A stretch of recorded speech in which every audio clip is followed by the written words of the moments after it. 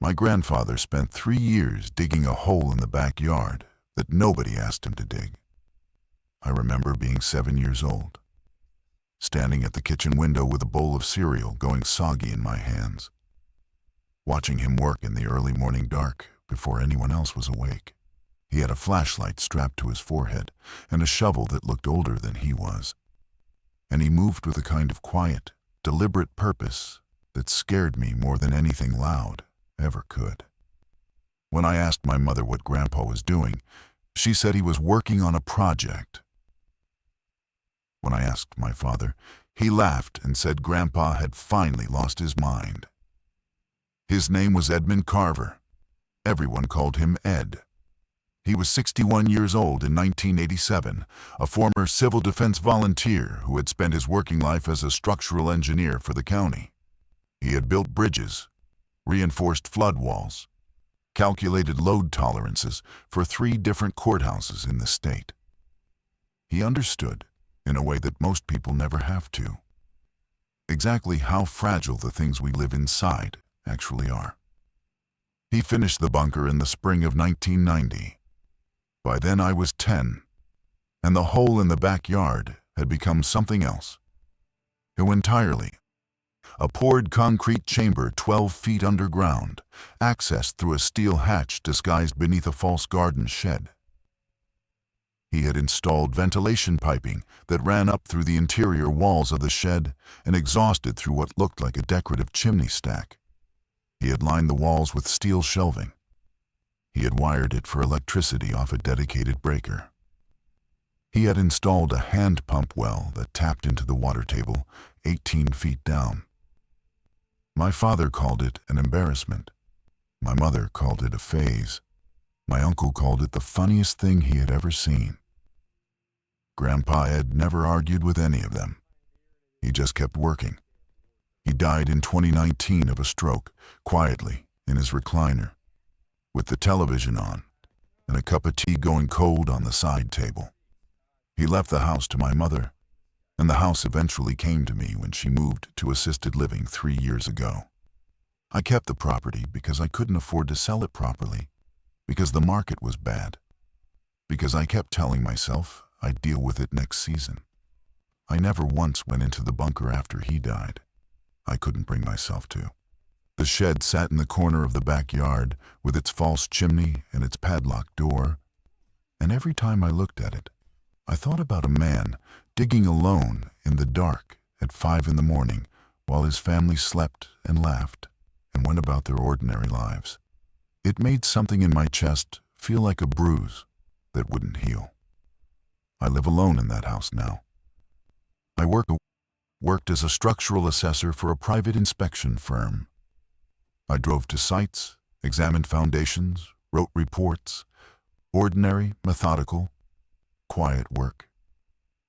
I was good at it because my grandfather had taught me how to read a structure the way other people read, faces looking for the places where stress was accumulating before the cracks appeared. I was in the kitchen on a Tuesday morning 4 days before the outbreak became impossible to ignore, drinking coffee and reading through an inspection report on my laptop, when my phone lit up with a first alert. It was a county health notification, the kind that usually announced a water main break or a road closure. It said there were reports of aggressive behavior in 3 districts. It said people should avoid public spaces where possible. It said further guidance would follow. I read it twice, set my phone face down, and went back to my report. I did not think about the bunker. Not yet. I did not think about my grandfather. I thought about the Henderson property on Route 9 and whether the east foundation wall was going to need full repouring before winter. That was 4 days ago. 4 days is a lifetime now. 4 days ago, I was a person who lived inside ordinary time, and I had no idea that the last ordinary moment of my life had already passed. The second alert came 6 hours later, while I was on site at a commercial property on the edge of the industrial district. I had driven out there in the morning, clipboard in hand, hard hat on, doing the kind of work where your hands are busy and your mind is elsewhere. The building was a converted textile warehouse, 3 stories, early 20th century brick. And the owner wanted to know if the upper floors could handle the weight of new tenant fit-out. I was on the 2nd floor measuring span distances when my phone vibrated against my thigh with enough urgency that I pulled it out immediately. The second alert was different. The language had changed. Where the first one had used words like reports and possible, this one used words like confirmed and multiple fatalities. It said that emergency services were responding to incidents across 7 districts. It said the nature of the incidents was under active investigation. It said people should remain indoors and lock their doors. I stood in that empty warehouse with afternoon light coming through dirty windows and read the alert 3 times. Then I called my site supervisor, Marcus Webb, a 50-year-old man with 20 years in field assessment and the most unflappable temperament I had ever encountered in a professional setting. Marcus answered on the 2nd ring, and I'd asked him if he had seen the alert. He said he had. I asked him what he thought. He was quiet for a moment, and then he said, "I think you should drive home, Daniel." He used my name. Marcus almost never used anyone's name. He called everyone Chief or Buddy or just nothing at all. The fact that he said my name made the hair on my arms stand up. I packed my kid in under 3 minutes and drove home. The roads were strange. Not empty exactly, but wrong. The kind of traffic pattern you see during a major weather warning, when some people have already left and others are driving too fast trying to catch up. I saw 2 police cruisers going the opposite direction with lights running and no sirens. I saw a man standing on a highway overpass looking down at the traffic below with an expression I couldn't read from my moving vehicle. I saw a woman outside a gas station standing very still next to her car with her hands pressed flat against the roof, her head down, like she was waiting for something to pass through her. I got home at 3:40 in the afternoon. I locked the front door. I turned on the television. The local news was running a continuous broadcast. The anchors were clearly rattled, shuffling papers, speaking over each other, cutting to footage that was being flagged as unverified. What I saw in those unverified clips was enough to understand that aggressive behavior was a profound understatement of what was actually happening. The people in those clips were not fighting. They were not rioting. They were doing something that had no clean civic language to describe it. I called my mother's care facility. The line rang for 4 minutes before someone answered. A young woman's voice, breathless, told me that the facility was on lockdown and that residents were safe and that family members should not attempt to visit. She said it with the practiced calm of someone reading from an emergency script, and underneath the practiced calm I could hear, very distinctly, another voice in the background saying something I couldn't make out, and then a sound that I chose, in that moment, not to try to identify. I thanked her and ended the call and sat on my couch with my phone in my hands. The television cut to a different clip, a street I recognized 4 blocks from where I was sitting. The footage was shot from a 2nd-floor window, shaky, poorly lit in the dying afternoon. And what moved through the frame at the bottom of the screen was wrong in a way that my brain processed before my conscious mind could form the words to describe it. I stood up. I walked to the kitchen window. I looked at the backyard. I looked at the shed in the corner with its false chimney and its padlocked door, and the slight depression in the ground beside it, where the earth had settled over 3 decades around the concrete walls beneath. I thought about my grandfather digging alone in the dark. I went to find the key. The key was in a tin box at the back of the hall closet. exactly where Grandpa Ed had told me it would be during a conversation I'd mostly ignored when I was 22 years old, and he was trying to explain something important. He had sat me down at the kitchen table the summer after I graduated college, this same kitchen, this same table. And he had talked for nearly an hour about the bunker. Not about the zombie apocalypse, not about government collapse, not about any of the dramatic scenarios that the word bunker tends to conjure. He talked about it the way he talked about structural engineering, methodically, practically, with complete seriousness about load tolerances and material lifespans and maintenance schedules. He told me the concrete walls were poured to commercial structural grade with rebar spacing tighter than residential code required. He told me the ventilation system used a positive pressure design, meaning outside air was pushed in through filtered intake rather than pulled, which prevented contaminants from being drawn through gaps. He told me the hand pump well had been tested annually, and the water table in that area was clean, fed by an underground stream that predated any industrial activity in the county. He told me the shelving units held rotating stock food, water, medical supplies, tools that he replenished on a schedule. He told me that after he was gone, I would need to maintain that schedule. I had nodded and said I understood and thought about almost nothing he said for the next 15 years. Now I stood in the hall closet in the dark with my phone flashlight on, moving boxes of old tax documents and a bag of golf clubs that had belonged to my father, and a broken humidifier I had been meaning to throw away for 2 years, and I found the tin box exactly where he said it would be. It was a rectangular tobacco tin, old, with a hunting scene printed on the lid. Inside it was a small ring with 2 keys on it, one for the shed padlock and one for the interior hatch, and a folded piece of paper. I unfolded the paper. It was a hand-drawn diagram of the bunker layout, done in my grandfather's precise engineering handwriting, with measurements and labels. At the bottom, in different ink, he had written a note. The note said, "If you're reading this because you actually need it, then I'm glad I didn't listen to them. The ventilation filter needs replacing every 6 months. The water pump needs priming if it hasn't been used in more than 3 months. The batteries in the emergency lighting need rotating. Check the inventory list on the south wall. Trust the structure." I built it to last.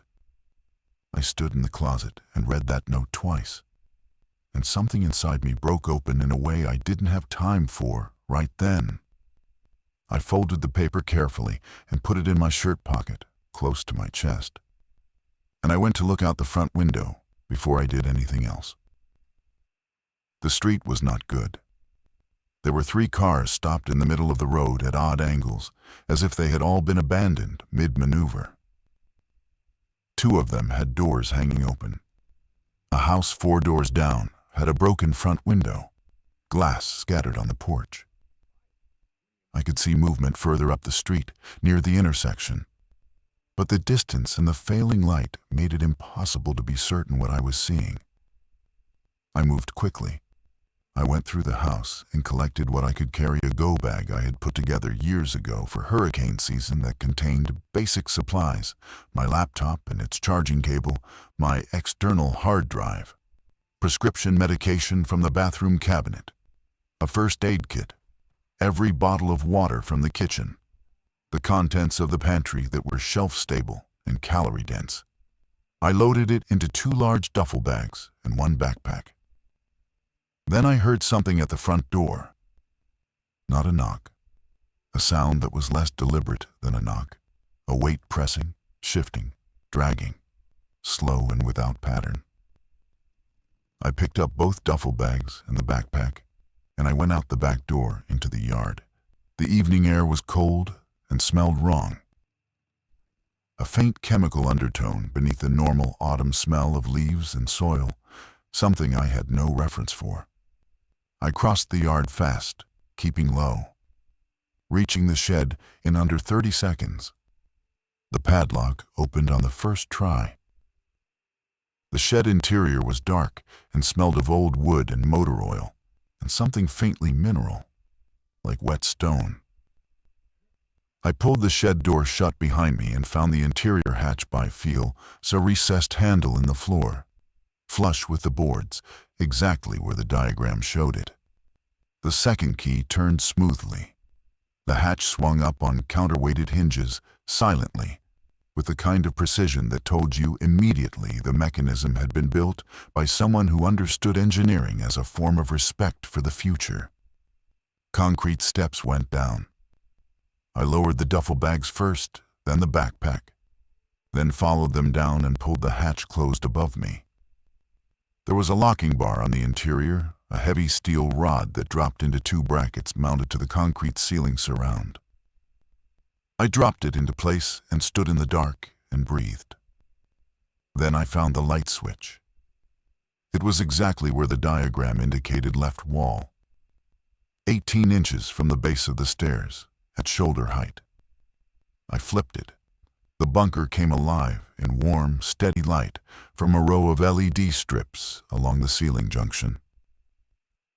Not the harsh white of fluorescent tubes, but the amber-toned light of something designed for long habitation. Easy on the eyes, reducing the claustrophobic starkness of concrete walls. My grandfather had retrofit those strips at some point after LED technology became affordable. He had thought about everything. The space was 12 feet by 20 feet, with an 8-foot ceiling. It was divided functionally rather than spatially sleeping area along the north wall with 2 folding cots and a padded bench.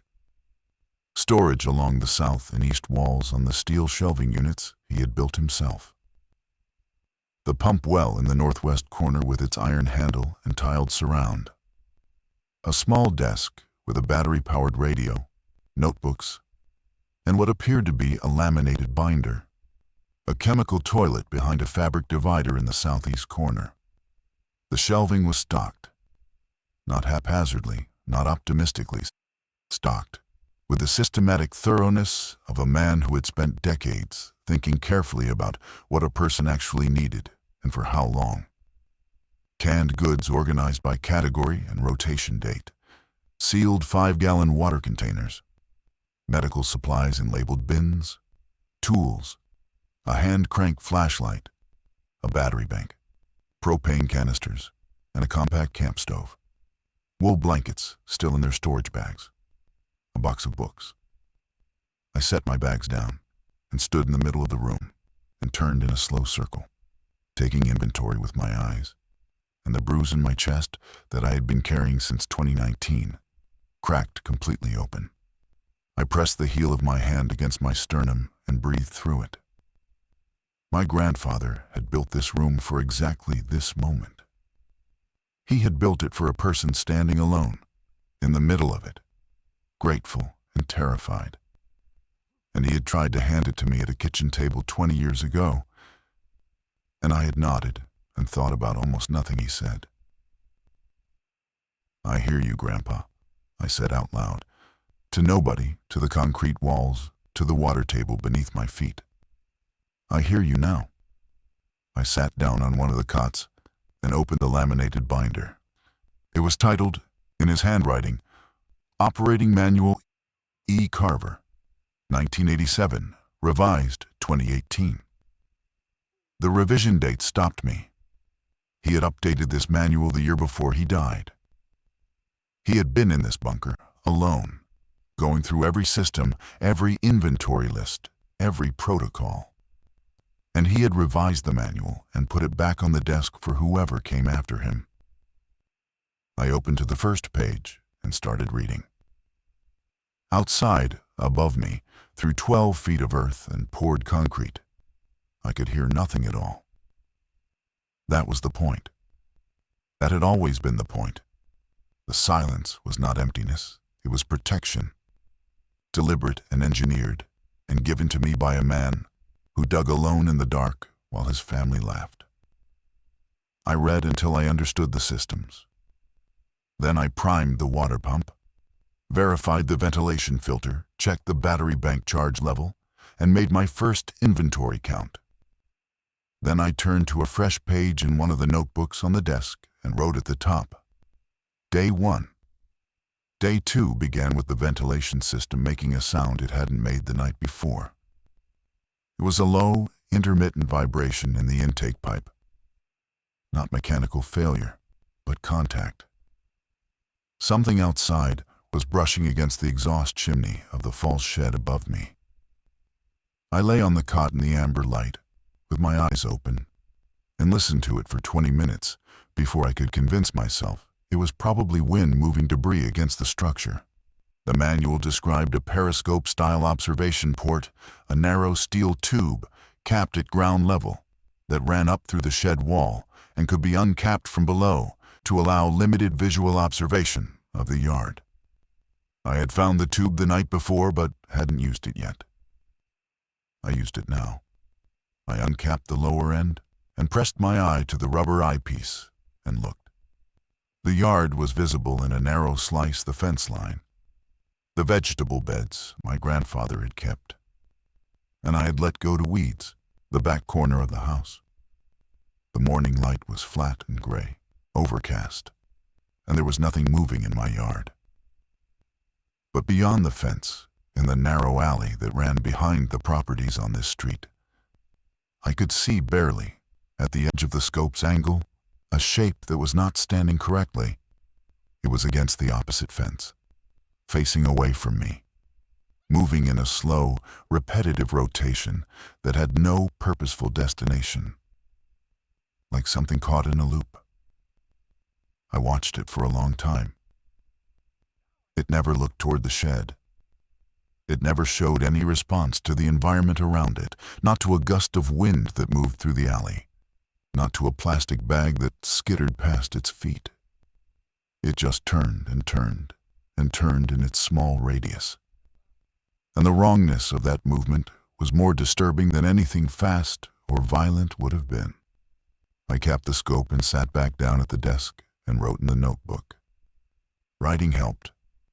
My grandfather had left 6 empty notebooks, and I understood now that he had always expected this space to be inhabited by someone who needed to think carefully about what was happening.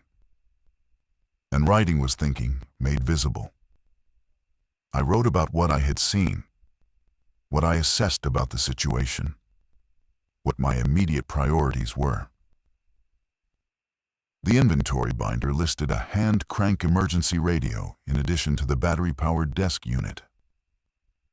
I brought the desk radio to life on battery power. First, it was already tuned to the emergency broadcast frequency, another detail that told me my grandfather had used this space in practice, not just in theory. The broadcast was running on a loop, a recorded message advising people to remain indoors, avoid contact with infected individuals, and await further government instruction. The voice was calm and institutional and told me almost nothing I didn't already know. But the fact that the broadcast was still running meant that some infrastructure was still functioning. I switched to a wider band scan and found something more useful. A local amateur radio transmission, weak but consistent, broadcasting from somewhere within 15 miles.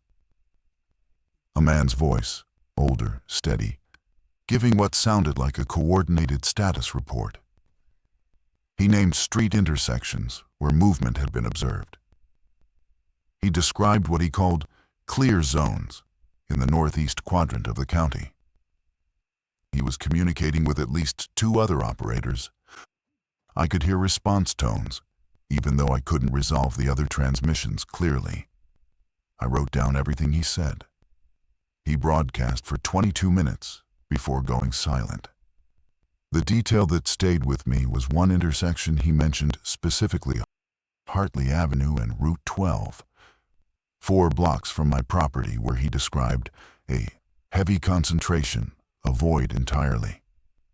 That was the intersection I had seen on the television footage the night before, the one 4 blocks from where I sat. I had made the right decision coming down here. I was not congratulating myself, I was simply filing the fact, the way my grandfather would have, the way an engineer files the results of a stress test without sentiment. The data supported the structure. The structure was holding. I ate a modest breakfast from the store's canned beans, crackers, a portion of dried fruit, and drank a measured amount of water and wrote a rationing schedule into the notebook based on the inventory count. If I was conservative and the situation resolved within 8 weeks, I had sufficient supplies. If it extended beyond that, I would need to consider surface forays. The ventilation pipe vibrated again just after 9 in the morning. I went back to the scope. The shape in the alley was gone. 2 different shapes were now against the fence on the near side, faces toward the shed wall, perfectly still. I pulled away from the scope and made myself breathe slowly and deliberately, and counted the steel rebar supports I could see in the exposed ceiling joist above the desk. My grandfather had poured this ceiling at the same spec as a commercial parking structure. The zombies outside could press against that shed wall until every one of their bones gave out, and the concrete below would not notice. I went back to writing. I wrote about my grandfather. I wrote about the summer I was 10 years old, and he let me help him carry a bag of concrete mix across the yard, and how he had shown me the difference between structural grade and standard mix without ever making me feel stupid for not knowing. I wrote about his hands. The radio stayed on. I kept writing. Outside, the gray morning deepened toward gray afternoon, and the world above continued doing what it was doing. And 12 feet below it, I was alive in a room built by a man who had loved me practically, deliberately, and without requiring any acknowledgement in return. On the morning of day 3, someone knocked on the hatch.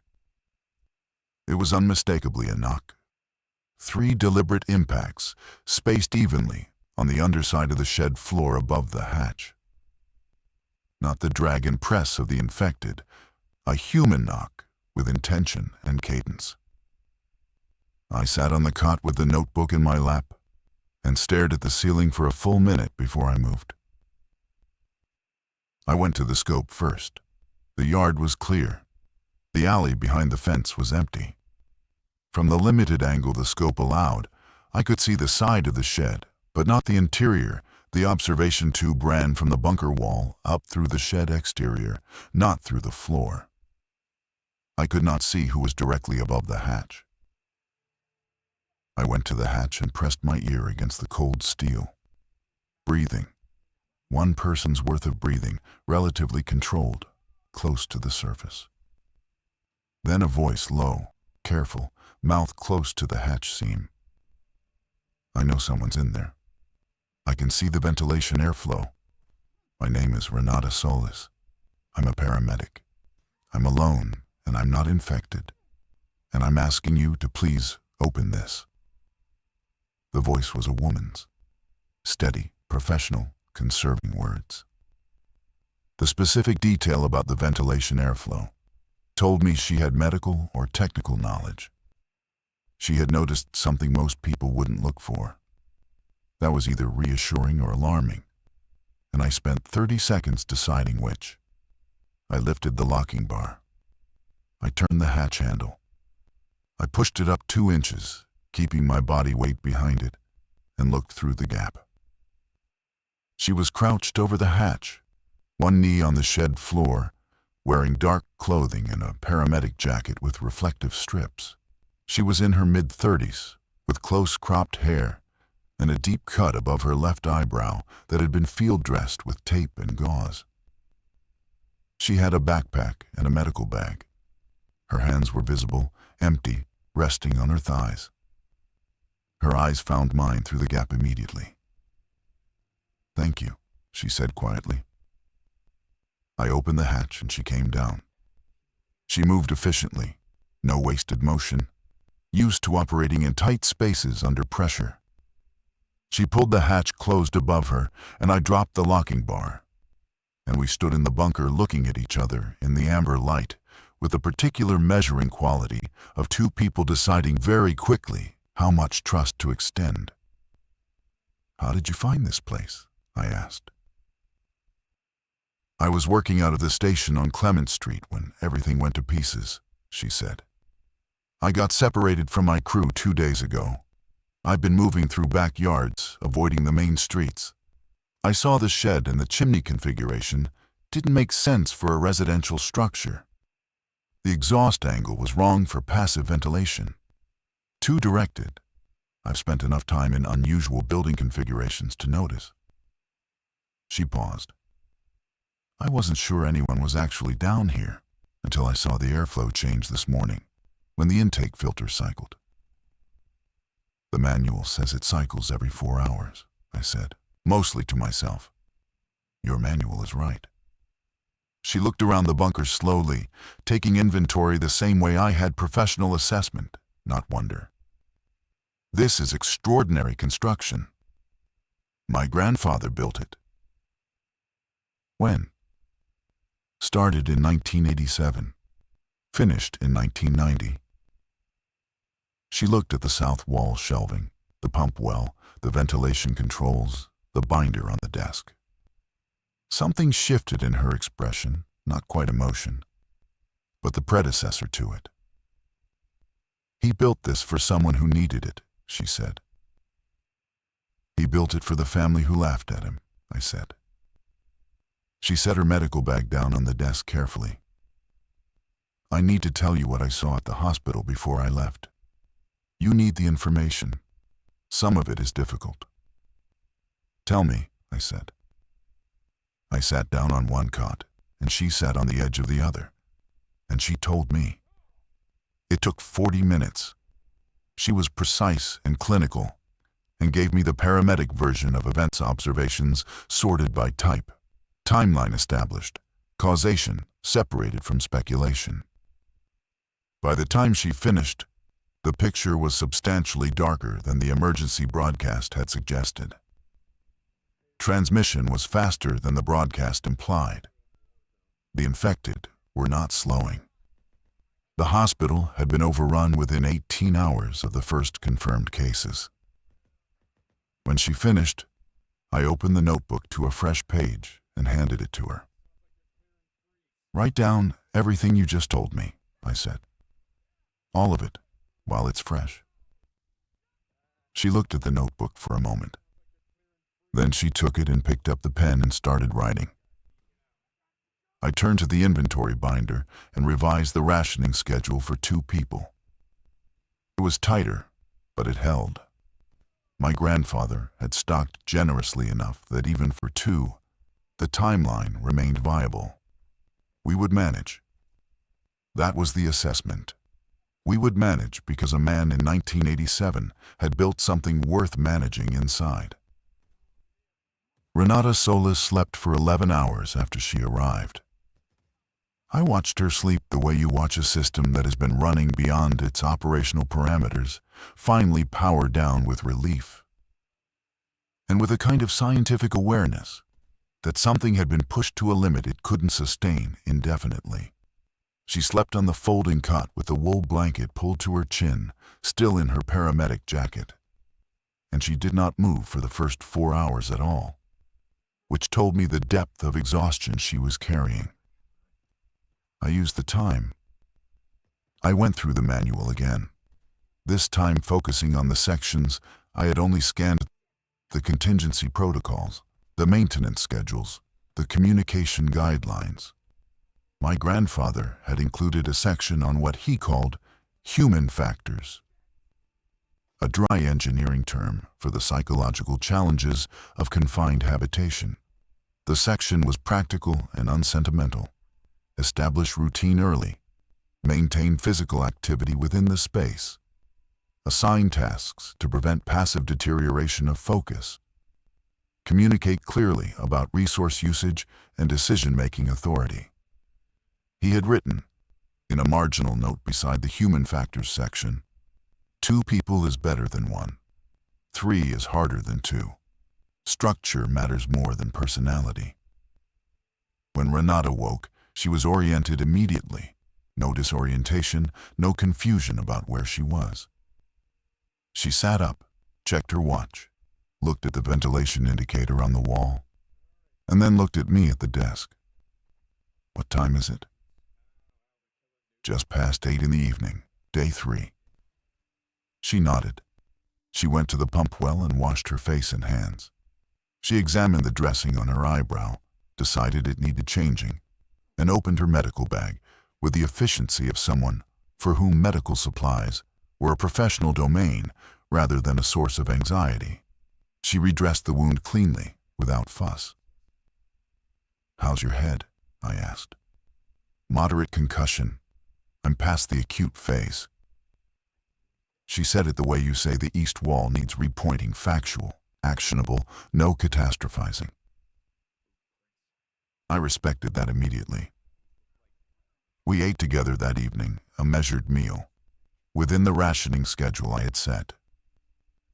I walked her through the inventory and the schedule I had constructed, and she listened without interrupting, which I interpreted as professional respect rather than passive agreement. And I was right about that, because when I finished, she asked 2 pointed questions about water caloric content and supplement availability that improved the schedule meaningfully. We talked through the night in the careful, information-first way of 2 people who are still assessing each other. She told me about the paramedic station, her crew, a man named Torres, who had been her partner for 6 years, and a trainee named Abby, who had been on her 3rd week. She told me what happened to them with the same clinical precision she had used the night before. But this time, there was something underneath it that hadn't been there when she was delivering raw information. I didn't comment on it. I let it sit in the room between us without pressure. I told her about my grandfather, about the diagram, the tin box, the note he left, about the summer when I was 10 and helped him carry concrete mix. I told her about being 22 and sitting at the kitchen table while he tried to explain something important and me thinking about almost nothing he said. She was quiet for a moment after that. Then she said, "My grandmother kept a go bag under her bed her entire life. She had come from a country where things fell apart without warning. My mother thought it was paranoia. My grandmother called it paying attention." She paused. "She died before she ever needed it. But I always thought about how she'd sleep better than anyone in a crisis, because she'd already done the work of taking it seriously." "Your grandmother and my grandfather would have gotten along," I said. She almost smiled. "Probably." On the 4th morning, the radio picked up something new. The amateur operator I had found before the man giving intersection-level status reports was back. And this time, he was not alone. There was a second voice, younger, and they were discussing something with a specificity that made me sit forward. A location, a specific building, a school in the northeast quadrant. The clear zone the operator had mentioned before. They said there were people there. They gave a rough head count somewhere between 40 and 60 individuals. They said the building had been barricaded and that they were holding, but that they needed medical capability. I reached over and turned up the volume. Renata looked up from the notebook where she had been writing. "Medical capability," she said. "They're asking for a medic," I said. We looked at each other across the bunker in the amber light, and the air between us changed in a way that had nothing to do with the ventilation system. We did not decide immediately. That was important. I had learned from my grandfather's manual that the most dangerous decisions in a contained survival situation were the ones made in the first 30 seconds of an emotional impulse. He had written that in the human factors section. Plainly, urgency is not the same as necessity. Verify before you commit. He had been writing about resource decisions, whether to open stores, whether to use power, but the principle applied to every category of choice. Renata understood this instinctively. She did not push. She turned back to her notebook and continued writing, and I sat with the radio on low and thought through the decision the way I would think through a structural assessment systematically, without attachment to a preferred outcome. The case for going, 40 to 60 people with no medical coverage, was a serious humanitarian problem. Renata had skills that were genuinely rare and critically needed in this environment. The Northeast Quadrant had been identified as a clear zone twice now by the same source, which gave the designation some credibility. We had sufficient supplies in the bunker to sustain 2 people for an extended period, but the bunker's long-term value depended on the broader situation if an organized survivor group was establishing a functional hold. Alignment with them improved our long-term prospects considerably. The case against going. We had a secure, engineered, well-supplied shelter. Surface movement was demonstrably dangerous. The radio source had not been verified for reliability. The route between our location and the Northeast Quadrant passed through areas with confirmed heavy concentration. Going from a position of strong security into unknown terrain for the benefit of strangers was not objectively rational. I wrote both cases into the notebook in parallel columns. I looked at them for a long time. Then I looked at the south wall of the bunker, at the steel shelving my grandfather had built, at the canned goods sorted by category and rotation date, at the medical supplies in their labeled bins. I thought about what he had built this for. Not for one person to survive in isolation until the world reconstituted itself around them. He had been a civil defense volunteer. Civil defense was not self-defense. It was the organized protection of community. He had built this structure with engineering expertise that he had applied his entire career to public infrastructure, bridges, flood walls, courthouses, things that served collective human function. He had not dug this hole in the backyard for a man to hide in alone. "I'm going to tell you my assessment," I said. Renata set the notebook down and looked at me. "We go," I said. "Not immediately. We plan. We monitor the radio for 24 more hours to verify the source and gather route information. We prepare supply packs that don't deplete this bunker below 60% capacity. We move at dawn on day 5 when light is best and most infected are in their low activity cycle. We identify 2 fallback points on the route. We do not commit to the school until we can observe it from a distance and verify that what the radio describes is what's actually there." She considered this for a moment. "The low activity cycle is an observation, not a confirmed pattern," she said. "Noted. It's the best data I have. Agreed on everything else." She paused. "I want to add one condition." "Go ahead." "If at any point on the route the risk assessment changes materially new information, higher concentration than expected, route blockage, we abort and return here without argument. One person calls abort, and we both go with it immediately." "Agreed," I said without hesitation. She nodded. We shook hands across the space between the 2 cots, with the formality of people sealing a contract, which is exactly what we were doing. Then we both went back to work, her to her notebook, me to the radio. And the bunker was quiet in its amber light, and the world above continued its terrible reorganization. And we spent the next 24 hours getting ready. My grandfather's manual had a section on surface movement. I read it 4 times. We left at first light on day 5.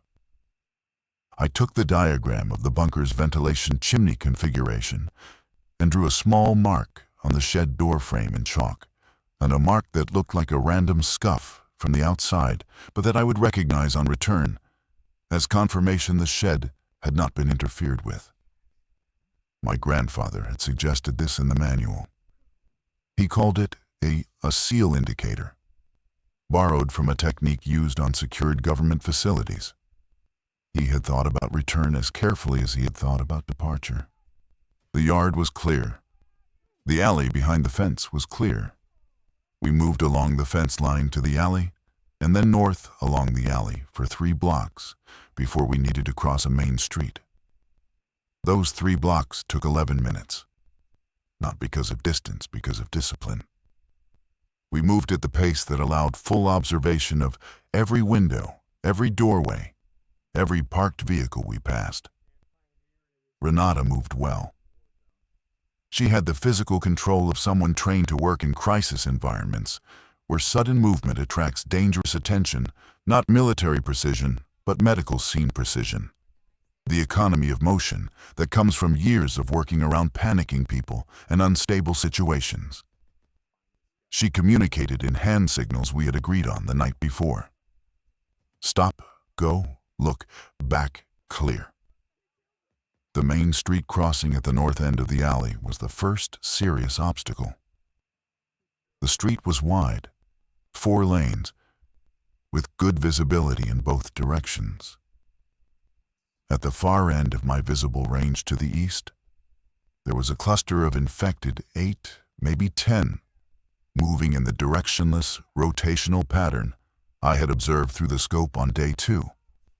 They were far enough that if we moved directly across, covering the distance in under 20 seconds, they would not have time to orient and close. I gave Renata the assessment with hand signals. She confirmed she understood. We crossed. The next 6 blocks were quieter than I had expected. Not empty, but sparse. We saw individual infected at distances that allowed avoidance. We saw 2 abandoned vehicles, one with a child's car seat visible through the rear window that I forced myself not to look at for more than a second. We saw a dog alive, unchained, moving purposefully through a gap in a garden fence, and the sight of it, that ordinary animal going about its morning, hit me somewhere unguarded, and I had to reset my focus deliberately before continuing. The fallback points I'd identified from the radio broadcasts and a street map from the manual's appendix. My grandfather had included a laminated county road map, of course he had, where a fire station 2 blocks east of our route and a parking structure at the midpoint. The parking structure came into view at the 40-minute mark, and I checked it against the map and confirmed our position. We were on track. We were ahead of the conservative timing estimate. The morning remained overcast, which reduced our visibility range slightly, but also reduced the chance of our movement catching the attention of anything at distance. Renata tapped my arm and pointed. Ahead, at the next intersection, a figure was standing in the middle of the road. Upright, still, facing our direction. For a moment the stillness was ambiguous. Infected could be still. Survivors could be still. And the wrong assumption in either direction carried severe consequences. Then the figure raised one hand, slowly, palm outward. The gesture of a person.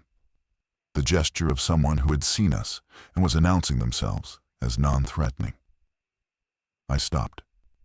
I did not return the gesture yet. I observed. The figure was a man, older, heavy-set, wearing a bright orange vest over a dark jacket. He lowered his hand after a moment and did not approach. He just waited, patient, giving us time to assess him. "He's wearing a high-visibility vest," Renata said quietly beside me. "Civil emergency worker protocol," I said. "Or he's trying to appear non-threatening by making himself maximally visible. Infected don't strategize." "No," I agreed. We walked forward to the intersection. The man watched us come without moving. When we were close enough to see his face clearly, I could see he was in his 60s, with gray stubble and the particular expression of someone who has been waiting in one place for a long time and had not been certain anyone would come. "You're heading to the school?" he said. It was not a question. "We might be," I said. "I've been guiding people there for 2 days." He looked at Renata's paramedic jacket. "They need you badly." He looked at me. "They need everyone." He paused. "My name is Gerald. I was with the County Emergency Management Office before this started. County Emergency Management. Civil defense. I thought about my grandfather and said nothing about it. "Walk with us," Renata said. "Tell us what we're going into." Gerald walked with us for the remaining 14 blocks to the school. And by the time we arrived, I understood significantly more about what the next phase of survival was going to require. The school was a 2-story brick building set behind a chain-link perimeter fence, surrounded on 3 sides by residential street and on the 4th by a parking lot. The fence had been reinforced with whatever materials the people inside had been able to move. Desks pushed against the base, chain sections lashed together at the seams, a section of aluminum scaffolding bolted across the main gate. Gerald led us to a side entrance where a woman was watching from a second-floor window.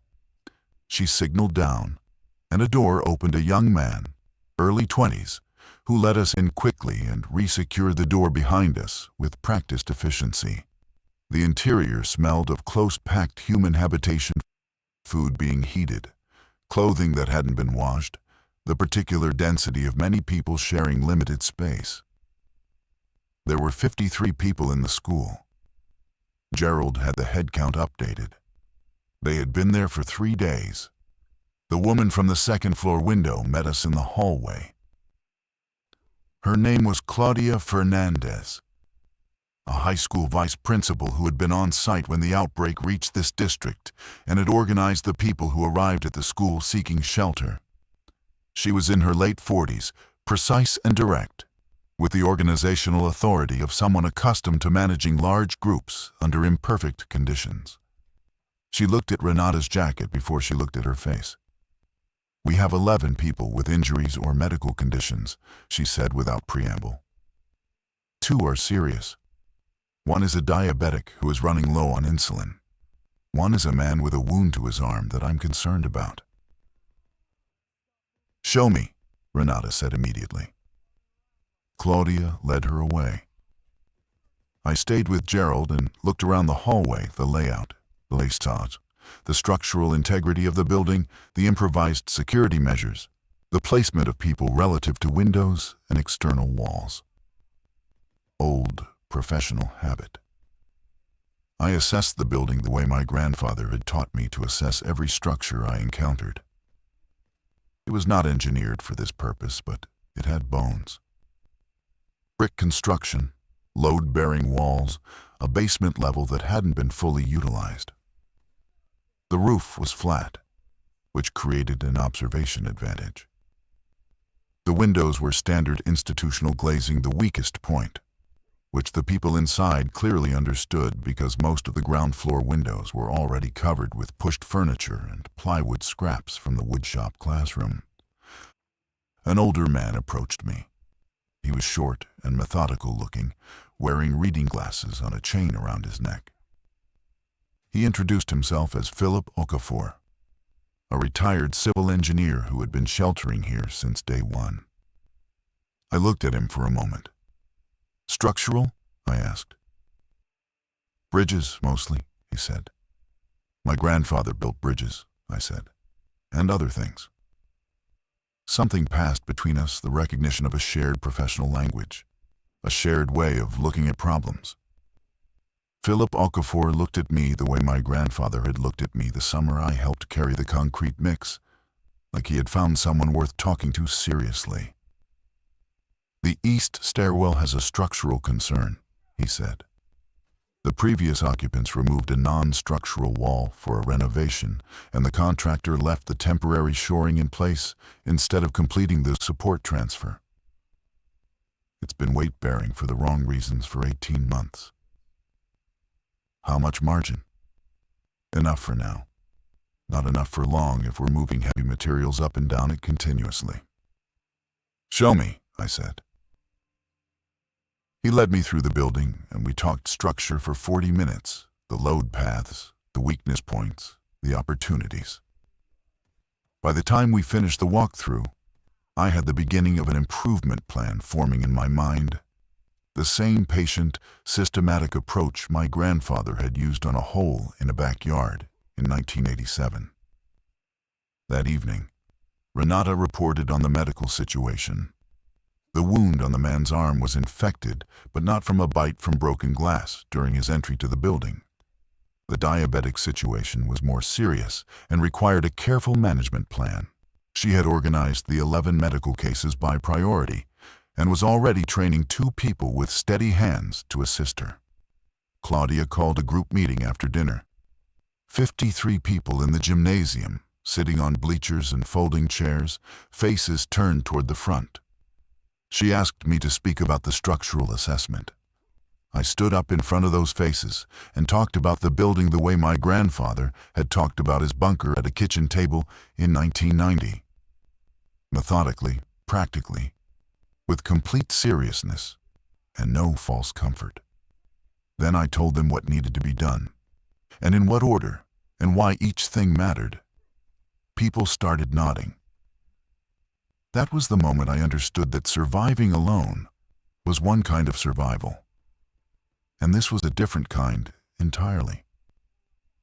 By day 7, the school had a functioning water collection system on the roof.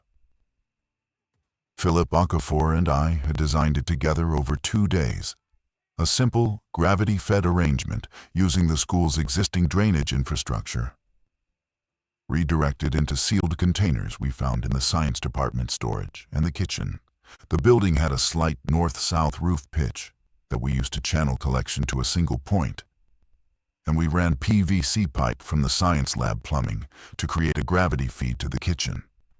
It was not elegant engineering.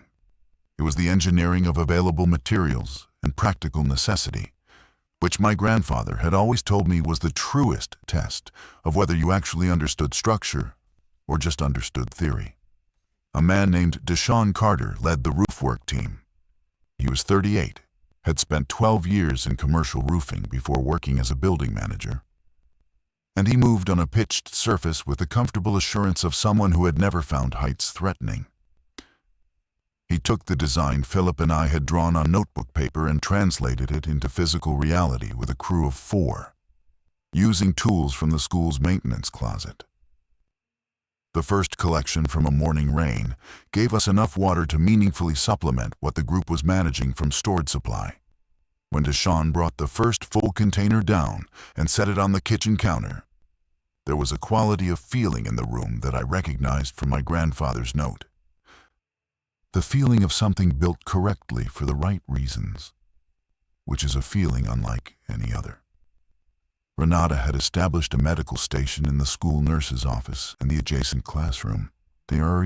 She had organized the supplies she had brought from her medical bag alongside whatever the school nurse's office had stocked. And she had assessed and inventoried everything with the precision I was coming to understand was simply how she operated in every situation.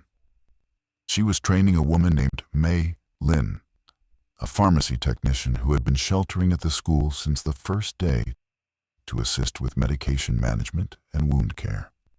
The insulin situation had been partially resolved by a careful supply run that Gerald organized on day 6 to volunteers who had grown up in this neighborhood and knew the back routes, carrying a list Renata had written specifying exactly what to look for and where to look. Returning in under 2 hours, with a supply that extended the diabetic patient's viability significantly. Their names were brothers Marcus and James Tran, and they had moved through the neighborhood with a knowledge of its alley systems and fence gaps that no map contained. They came back quietly, without drama, and handed Renata the supply bag and went to eat their dinner. I thought about them often in the days that followed. The invisible competence of people who know their ground.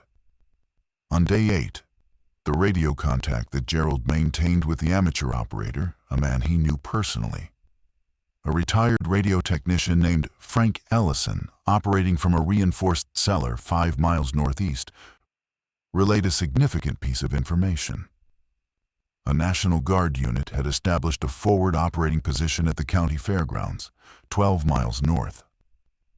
They were not yet mounted for full rescue operations, but they were functioning, and they were receiving.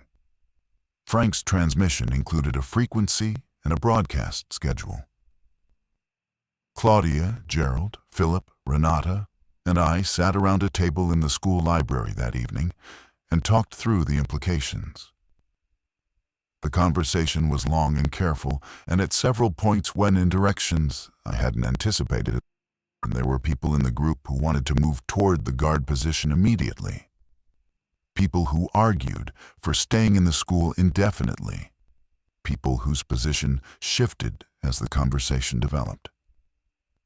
It was the first real decision-making conflict the group had faced.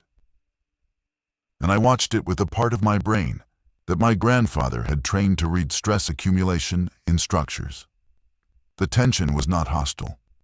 It was the productive friction of 53 people with different information and different risk tolerances trying to make a collective decision about their collective future. Claudia managed the room with the authority of someone who had run 10 years of school meetings and understood that the process of deciding together was as important as the decision itself.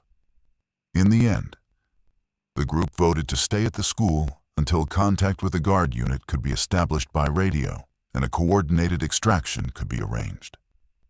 The vote was not unanimous, but it was clear 41 in favor, 12 opposed, with the opposed contingent agreeing to hold to the group decision while making their dissent formally noted. My grandfather's note came back to me. Trust the structure. He had been talking about concrete and rebar, but he had also been talking about something else, and it had taken me this long to understand it fully. On day 9, the east perimeter fence was breached. It happened at 3 a.m. Deshawn was on watch rotation at the east window. We had organized rotating watches in pairs, 4-hour shifts, covering all 4 exterior faces, and he saw the fence move before he heard anything. He gave the alarm signal we had established, which was 3 strikes on the internal PA system, using a manual button wired to the speaker circuit. And the school came awake with the controlled urgency of people who had rehearsed the response. Because we had rehearsed the response. That had been my contribution to the group's organization, not tactical expertise, which I didn't have, but structural thinking applied to procedure. Every person in the school had an assigned position and an assigned task in the breach response. We had walked through it twice in the prior 2 days, not as a drill with any sense of performance, but as a practical exercise in movement logistics, getting the right people to the right places without creating bottlenecks in the hallways. The breach was at the southeast corner of the fence, where a section of chain link had been pulled from its post anchor by the accumulation of pressure from outside. 12 to 15 infected pressing against a fence section for long enough creates the same result as any sustained load applied to a weak connection point. The anchor fails before the material does. I had identified this corner as the highest risk perimeter section during my original assessment and had flagged it, but we hadn't yet gotten to the reinforcement. Deshawn's team sealed the east ground floor corridor before any infected reached the building. The fence breach was contained to the parking lot, which had its own interior gate, and Marcus and James, who had become the group's primary external movement specialists, went out the west side, circled the building exterior, and drove the infected away from the breach point using noise and directed movement. They came back in through the north entrance within 14 minutes of the initial alarm. The fence corner was repaired at first light with materials Philip and Deshawn had pre-staged against exactly this contingency. Claudia stood beside me in the east corridor afterward, watching Deshawn's team work through the window. "How did you know that corner would go first?" she asked. "Load distribution," I said. The corner post was set in soil that had been disturbed by a tree removal. At some point you can see the fill line in the ground when the light is at the right angle. Disturbed soil means a weaker anchor. Consistent pressure plus a weak anchor equals a predictable failure point.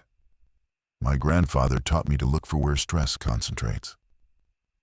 She considered this. What does that tell you about this building? The east stairwell, I said. Philip has it flagged. We need to address the load transfer before we put more weight through it. And the south roof parapet wall needs inspection. The mortar between courses looks like it hasn't been repointed in 15 years, and if that parapet shifts, we lose our primary rain collection point. She was quiet for a moment. You sound like him, she said. Like who? The way you just described it, practical, no alarm. Just, here's the problem, and here's the solution. You sound like someone who learned from someone who thought that way. I did, I said. I just wasn't paying attention at the time. You're paying attention now, she said, and went back to manage the morning. On the radio that evening, Frank Ellison relayed word from the guard position. They had a unit that could reach the school within 48 hours if the route conditions held. They needed a head count, medical status, and a structural assessment of the building for extraction staging. I sat at the desk in the room we had converted to a communication and planning center and wrote the structural assessment report by hand, organized the same way I had been trained to organize site reports, with clear section headings, numbered findings, priority ratings, and recommended actions.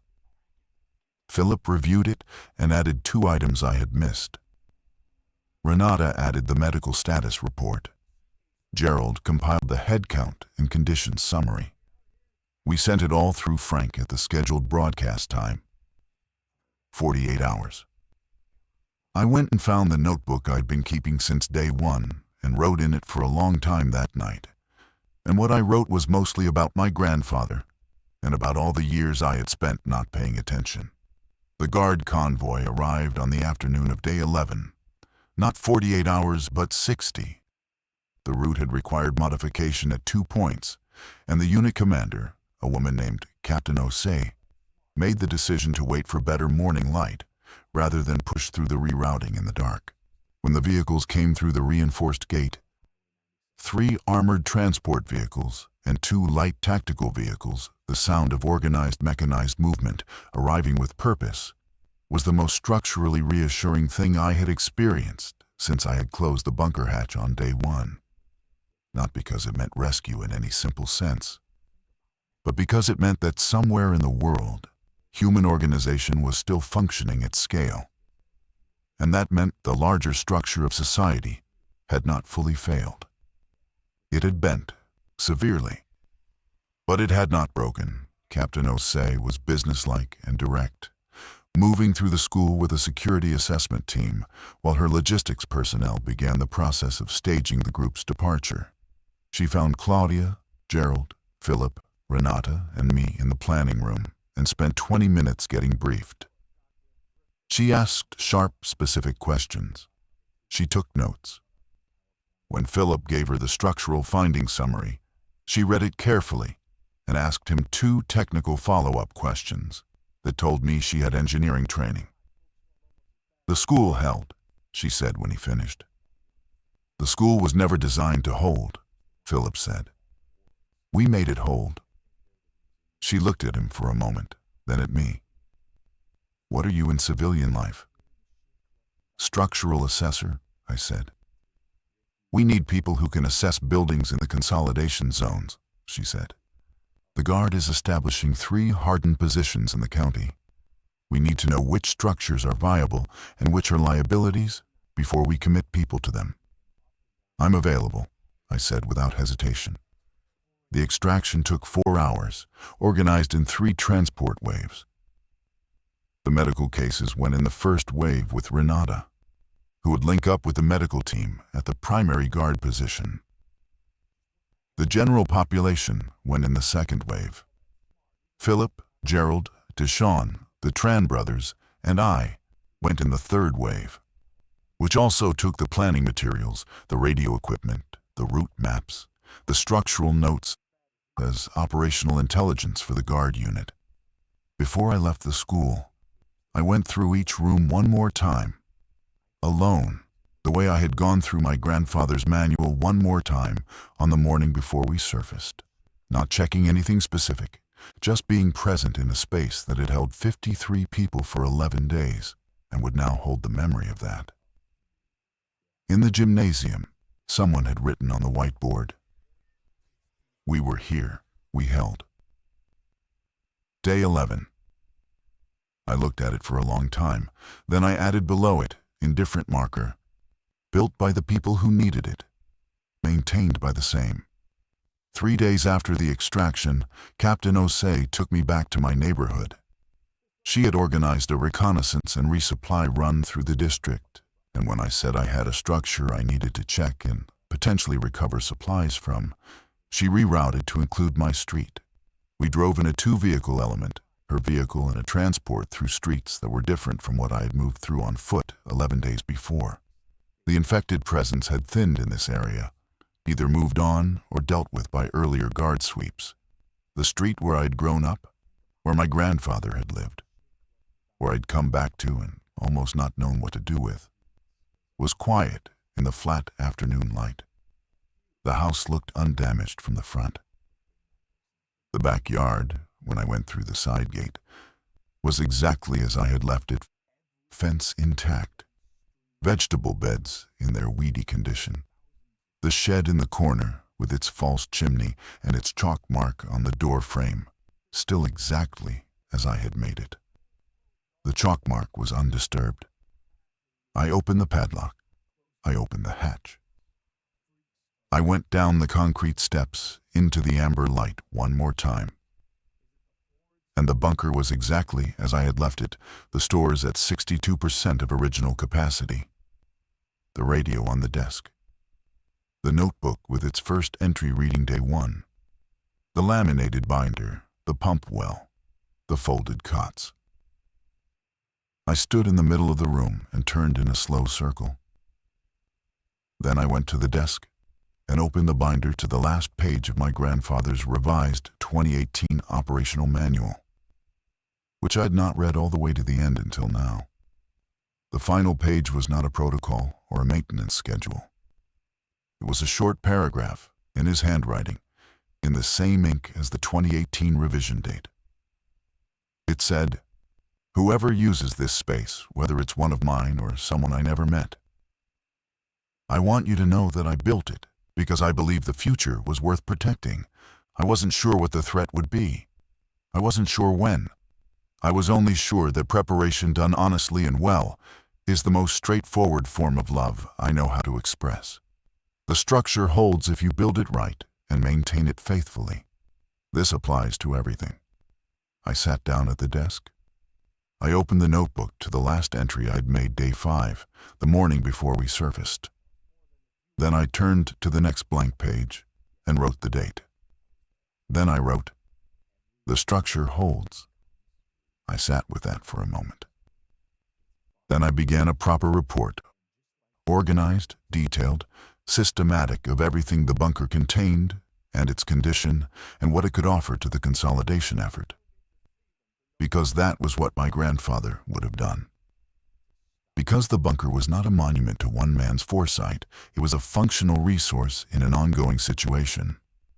And resources were for using. When I climbed the stairs and locked the hatch and walked back through the yard to where Captain Osei was waiting by the vehicle, she looked at the shed and then at me. "Good structure?" she asked. "Exceptional structure," I said. "My grandfather built it in 1987, and it has never once failed to do exactly what it was designed to do." She nodded, and we got in the vehicle, and we drove toward the work that remained. I kept writing in the notebook after everything stabilized.